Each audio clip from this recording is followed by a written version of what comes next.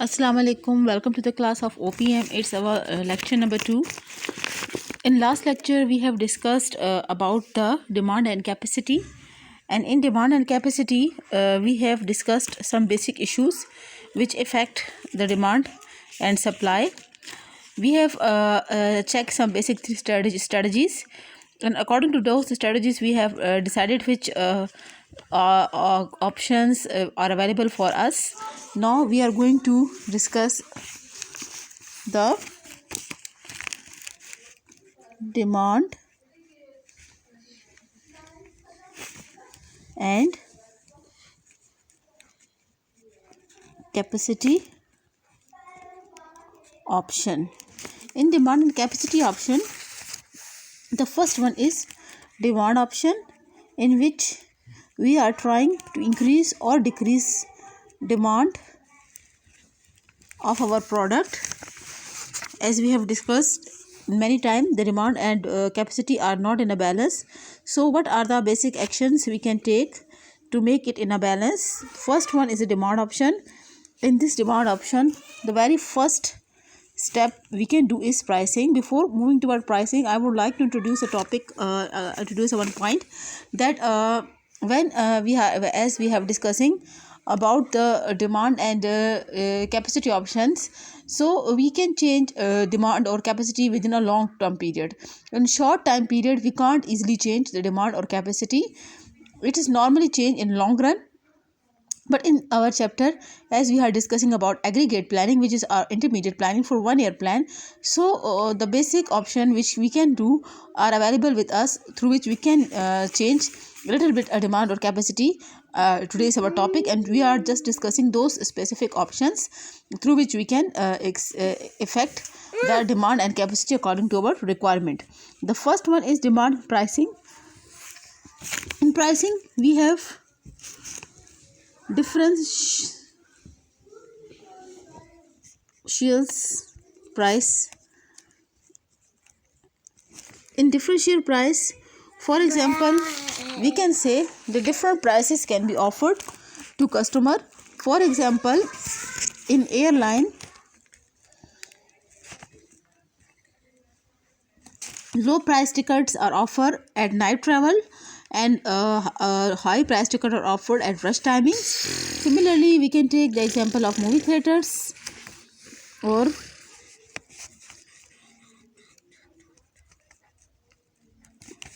restaurant. As we have already discussed the example of restaurant, we are offering happy hours. Or we can take another example of restaurant, that there is no customers, the restaurant is empty in morning time, so the offer is invited as early bird specials.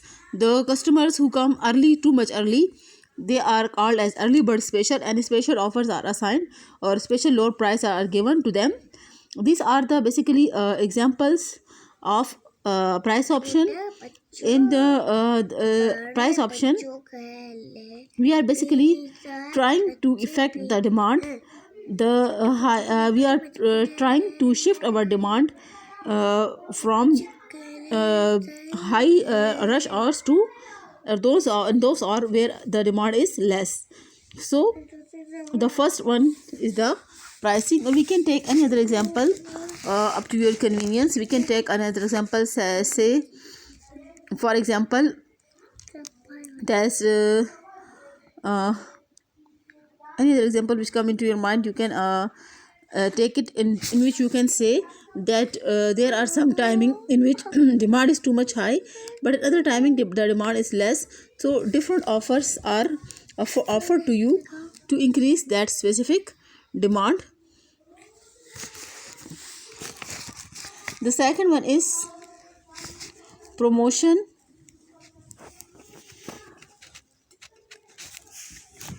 What is promotion?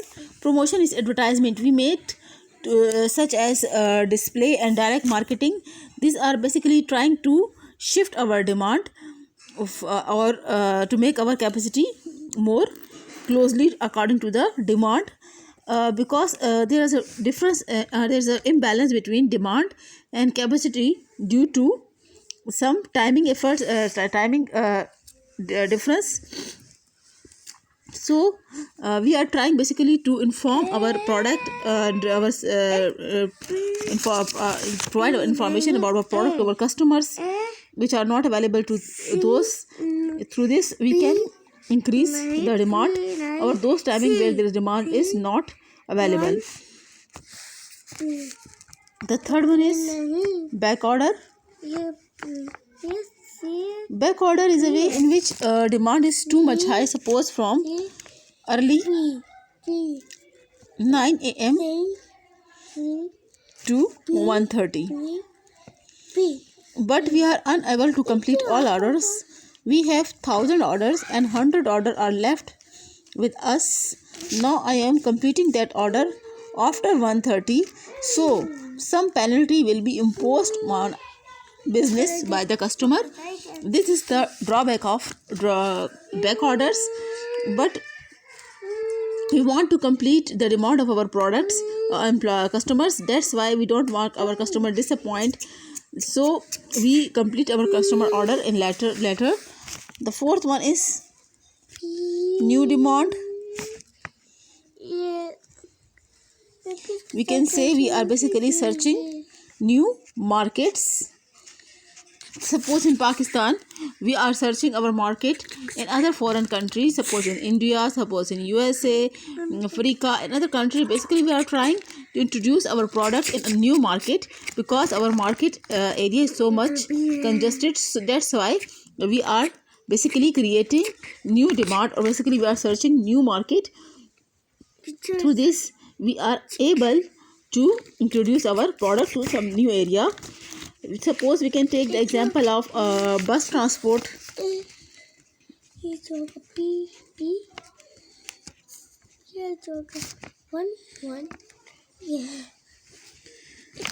More demand in morning and late afternoon. So we can create new demand through nightclub, through school trips, and through some other sources. Basically, we are trying to introduce new demand for our product or so our production. Similarly, we can take the example of fast food. Fast food, they have some slack timing. So fast food restaurant normally provide less the fast food products. Restaurants are often for breakfast to use their capacity more fully, and some landscape firms and suppose I can take that I have a fast food restaurant. I am trying to introduce new demand, so I can introduce my product in those area where climate is so cold and snow falling, so people would like to purchase my product, and I am creating new demand. Just like new market, I am searching new market for my product. The most important thing which I have to concentrate, that I have to know about my labor, my equipment, my facility, either I am capable to complete my new demands or not. The next one option is capacity option.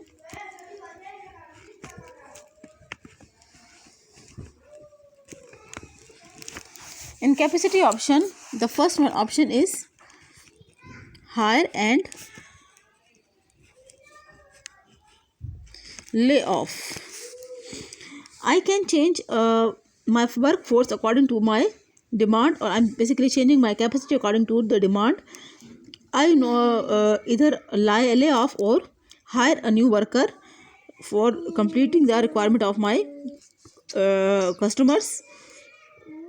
Suppose I take example, if a supermarket usually has a 10 or 14 checkout line operating, an additional 4 checkout worker could be added.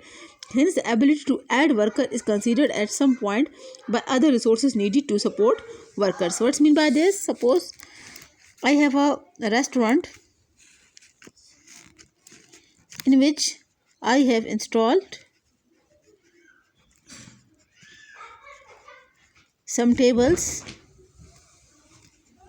1 2 3 4 5, 6, 7, 8, 9, 10, 11 and 12 tables.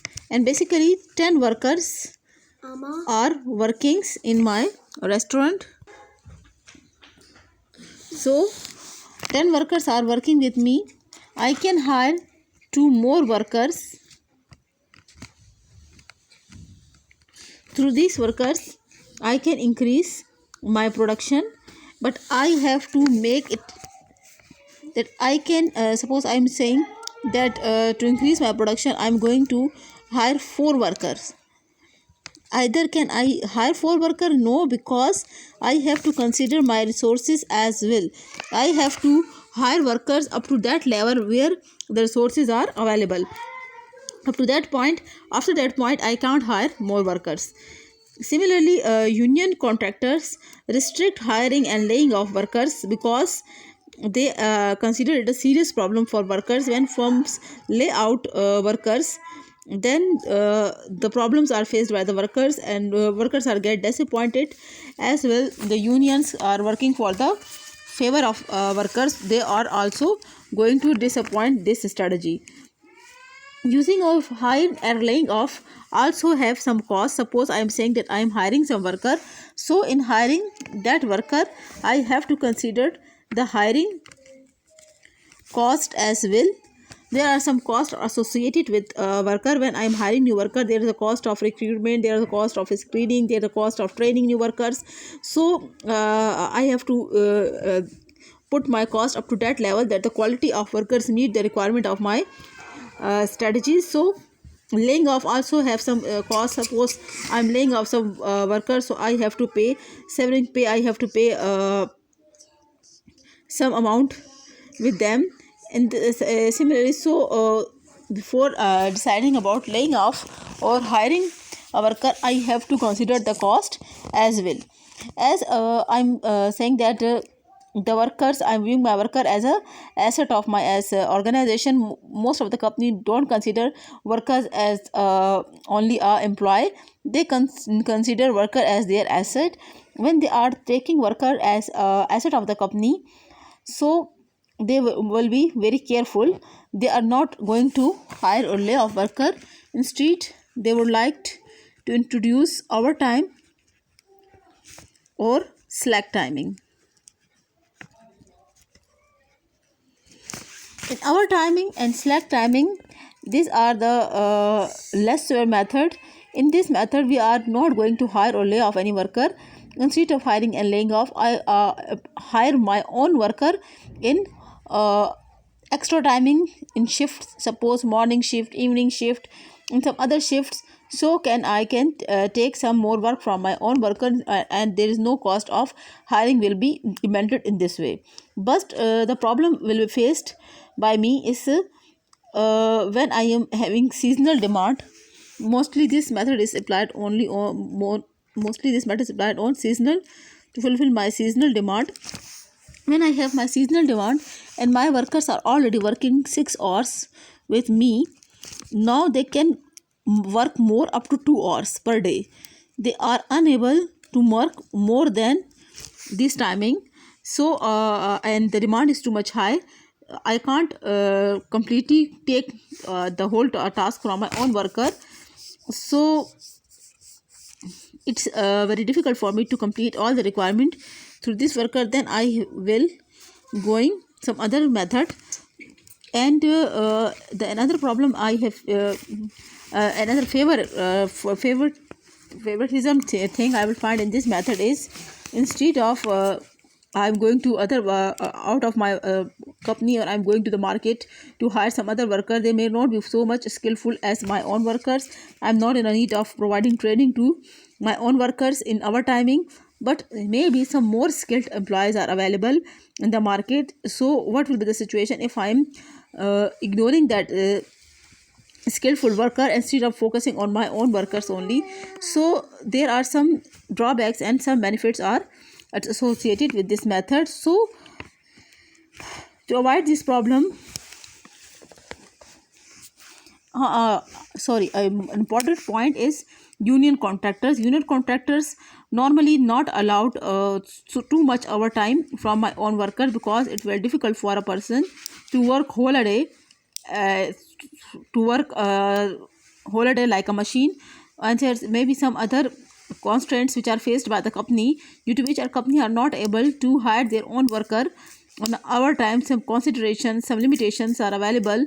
So in this situation, the company can use slack, or when demand is less, then capacity can be an important consideration. Some organization use this time for training. Means suppose I'm asking about seasonal demand, and I am hiring my workers on our time. What if there is no seasonal demand? What they will do in this situation? Some organizations may hire their own workers for training. Some organizations hire their own workers for research and development. So the cost is associated with it, and the less efficient use of machineries are occur. So the next option available with us is part-time worker. What is a part-time worker? Suppose two maids are working in my house in normal routine. What if a function is going to be organized? In that situation, I would like to hire some more maids for that specific function, and they will do that specific task, and then they will be free. So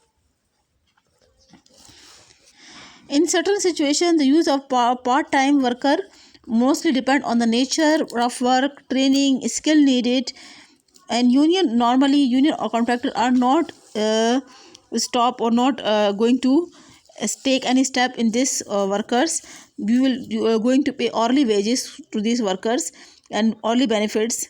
So these worker are this method are more beneficial for the organization, as the workers are working part time and they are trying to get regular, so they will do too much hard work at the same time. So this is a best method available for the organizations. Park, restaurant departments, travel agencies, hotel and the service organization with seasonal demand normally like to use this method. And other method is available is inventories. Suppose I'm having a seasonal demand, so what I will do, I do know in advance that my demand is going to increase in January. So what precautions I will take?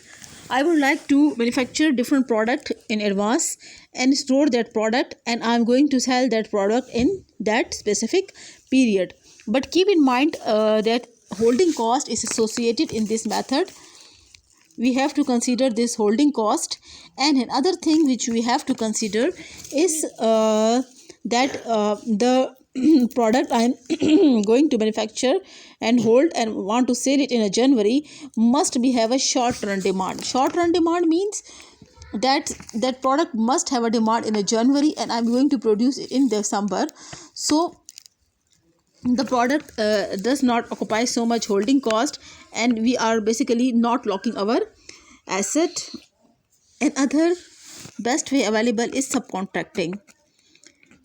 Normally the big agencies, big companies are not doing all things by itself. It normally hire or take some done task from other companies. As customers are making a demand for a product from us, we will make a demand for some product or some uh, part of the products from the subcontractings.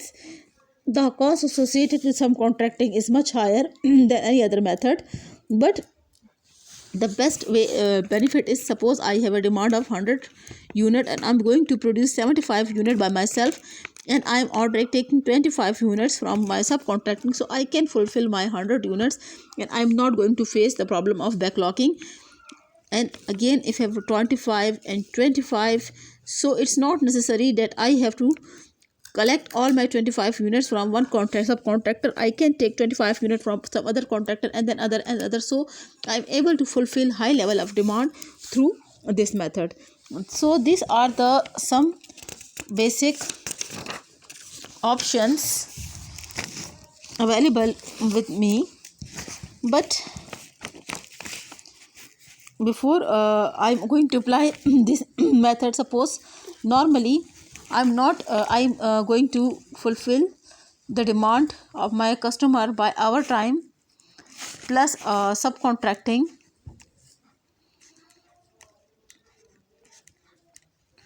or the second option, I am going to fulfill the demand of my customer by part time or subcontracting, or I am going to fulfill the demand of my customer through overtime,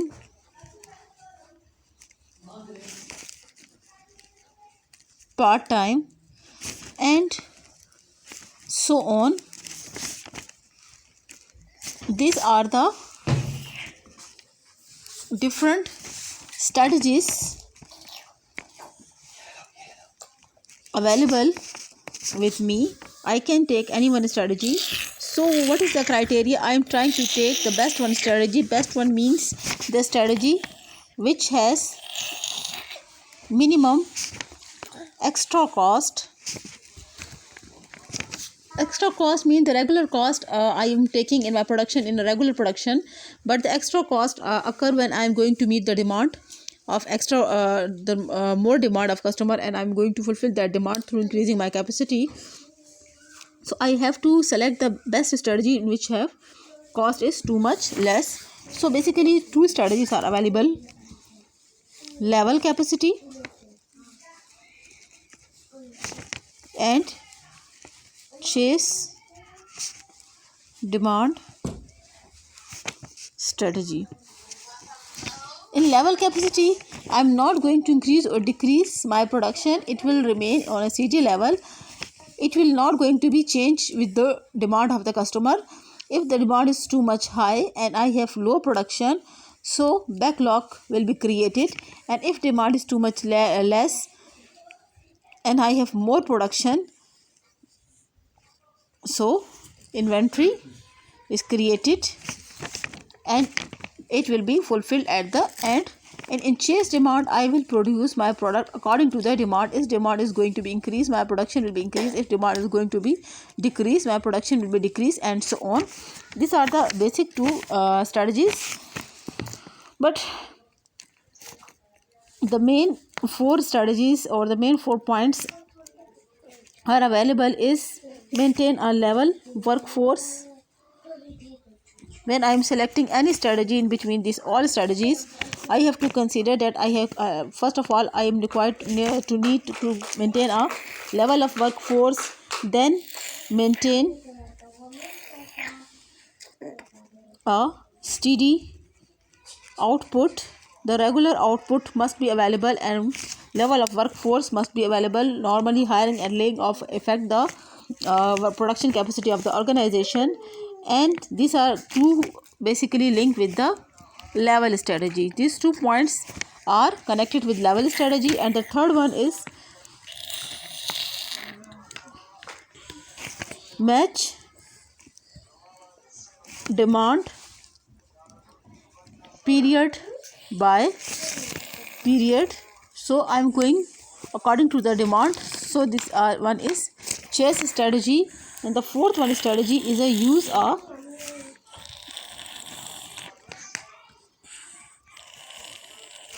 combination of decision variables. So it is a mix strategy. In some situation we are following level capacity, and some situation we are following chase demand. So mix strategy is applied in this fourth one point. Now come to this diagram, and I am going to study in detail what's mean by chase strategy and demand strategy. Possible uneven demand pattern. What is the demand pattern is possible? How uneven demand is? Normal capacity. This line basically showing the normal capacity production, steady production. The production neither increases neither decreases in this specific line. Now the line showing the demand. In this area, the demand and production is same. The same line is drawn on each other. Basically they're showing that demand equals normal capacity, and in this area we are not in need to follow any strategy, we are not in need to do anything, neither I'm no need to lay off or hire worker, neither I am in need of any other option. But in the second phase, demand is less than normal capacity. This line showing you the demand is too much less from the normal capacity. The production is here but the demand is going lower. I will apply chess and level strategy later on. Now in this diagram, just I'm looking what's mean by this diagram. This is a normal production and it's our demand. Now in the third phase you will see that the demand is increased but our production is not increased, our production is on the same way. So if I am going towards a chase production strategy, chase demand strategy, and I'm having the normal production, in this area the production and demand is same, so I am not in need to do any step or any option. In the next area, when the demand is less but and production is higher, so what we will do, we will try to reduce our production as well. How we will do? Suppose I am going to lay off my workers or other methods I have discussed in detail, I will follow that method basically to reduce my production as well, because in chase strategy we will moving with the demand. In the third phase the demand is increased. When the demand is increased, I will need to increase my production as well, apply overtime, subcontracting or other methods to increase the production as well. This is chase strategy and level strategy. In level strategy the production will remain the same, it will not be going to increase or decrease. With demand in this area, the demand and production is same, so whatever I have produced will be consumed as in that time. In next area, when the demand is less and production is higher, so the whole product which are left with me will remain with me. I will hold that inventory for that period when the demand is higher. In the third period you will find that demand is higher, so all this product will be utilized in that area. All this product which I have hold will be sold out in that area, and the exceeding demand will be covered, and there is no change will be occurred in the production level. This is whole about the basic strategies. Thank you.